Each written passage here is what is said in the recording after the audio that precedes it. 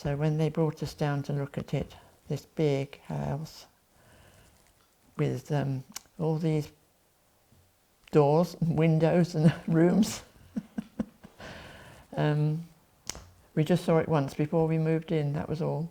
I'd been before, but this was Mary's first view of the house. She hadn't been at all.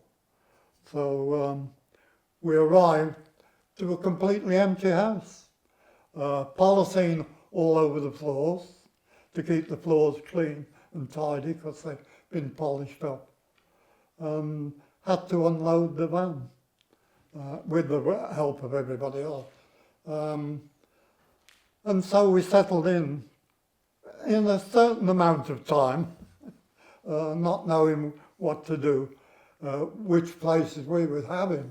The third dining room was the kids' bedroom. So we were spread out from here, put the kids to bed one end of the house, and we were sitting in the other end. And how did that feel, Mary? It was very strange, with a big empty house, and we were there and they were up there. And then, of course, we realised when there was a group in, it was even worse. So we decided to have number 2 dining room as our sitting room, number 3 dining room as the children's bedrooms, divided by furniture, and we went to sleep in the cold room, the pantry. We were moved in on the Tuesday, and we had a group in on the Friday. That was the Friday evening. That was the committee with their partners, 40. And a work party. And they came in, and we got no cooking facilities except for 3, which Royce and Meredith put in for us, 3 gas cookers, range, and just gas things, put into bread trays and put on top of the Arga because we got no fuel for the Arga and we didn't know whether it worked or not. And we had to look after them for the weekend on that. And then we had the mattresses come. They had to be taken all upstairs and put on the yeah. There's only the 2 of us. I mean, Sue and Chris helped as much as they could, but they were at they school. couldn't carry. And we done it during the daytime. But they helped quite a bit actually, as well as running about outside. And the beds took a while, the mattresses. When you're carrying a mattress upstairs, they're a bit floppy occasionally. And so that took a while. And then blankets were purchased at an army sale in Hereford. So people who came for the first group anyway had to bring either sleeping bags or their own sheets. We provided the blankets. And tell me about the rec hall, why you wanted the rec hall and where you got that from. That came from an army place in Sippenham in Wiltshire. Yeah. And they brought it. And Doug Young from Gloucester and what was his brother, Brian, they'd got 2 big coal lorries. And they went down to pick it up.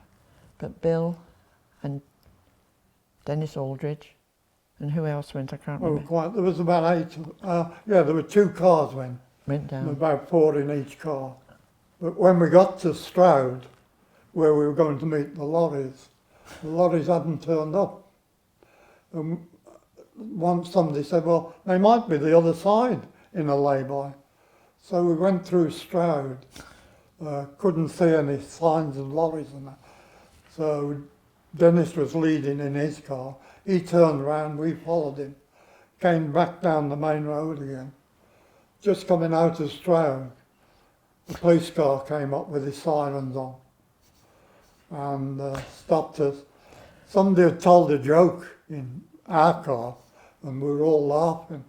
And the policeman went around the window down and said, oh, you thought that was funny, did you? So we said, no, we didn't know what we'd done. So we said, oh, you come down the main road on a one-way street. So we said, what you doing? We didn't know whether he'd believe him.